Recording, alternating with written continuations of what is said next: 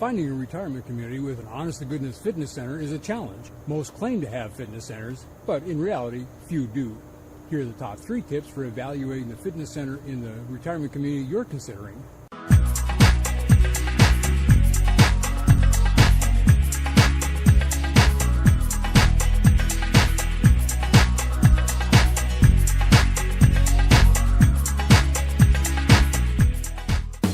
Rich Reese here for Club Caleb. At some point, home ownership transitions from a blessing to a burden.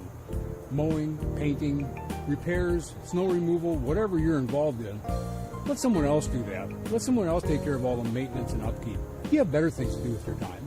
And right now seems like a good time to cash out, before the next housing bubble bursts. And there will be another bubble burst. There always is. And do you really feel like taking another decade waiting for values to recover? Nah.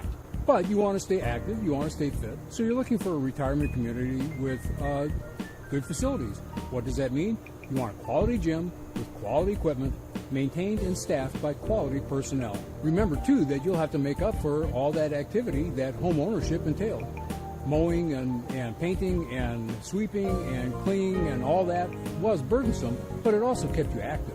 Lots of retirement communities claim that they have fitness centers or recreation areas or whatever they happen to call it, and by their standards they do.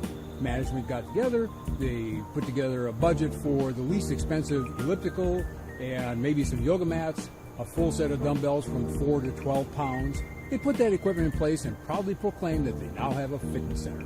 They buy equipment that requires no staff, no training, and minimal maintenance, and minimizes also their exposure to lawsuits.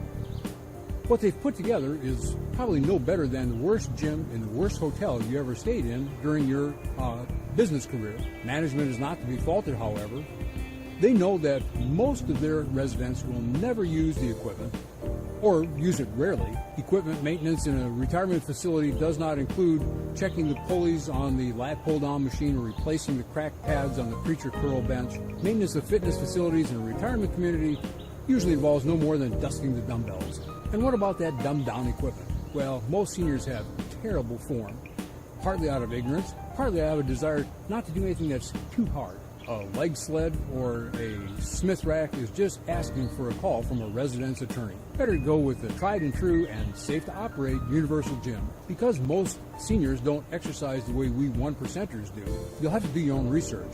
You can't rely on what's available from the retirement communities, websites and Facebook page and so forth. If you Google senior fitness, what you wind up with is the pictures of decrepit old people, maybe pulling on a band with a 4-pound resistance, maybe lifting their arms while standing in a pool and calling it water aerobics. Clearly, these are not people who have spent the last 50 years lifting to failure or trying to shave seconds off their hill climb repeats the way we have. What management thinks we do, and in fact what 99% of seniors do, is not what we do. Our approach to aging well is different.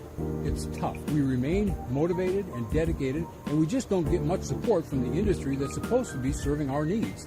With all that in mind, here are 3 things you should consider when assessing the fitness facilities at the place you're thinking about calling home. First, does the gym look like a gym?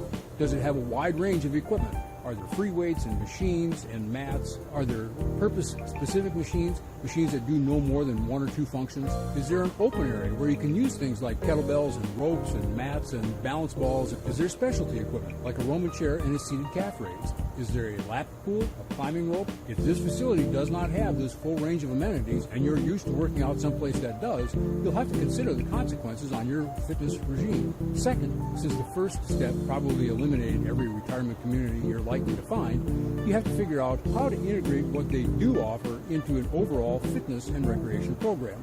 Maybe you can pick up some exercises in your condo. You'd be surprised what you can do with a few resistance bands and your own body weight for resistance. Is there a local gym or Y that you can attend? Do area high schools or colleges offer public hours to their facilities? You need to investigate. Ask around. Third, be honest about the prospects of maintaining your fitness under the current restrictions. If it's burdensome or excessively expensive or inconvenient to use the facilities or to create an overall program, eventually you'll fall away. And this will happen at a time in your life when you can least afford the loss. Virtually every study on older adults has shown that we respond well to training.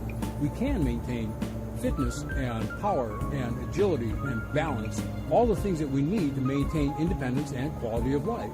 But we have to work at it with regularity, intensity, and diversity. Make sure the environment you're moving into offers you the opportunity to do so. If you got value from this video, click the like button and consider subscribing. If you do subscribe, click the little bell so you're notified when new videos are posted.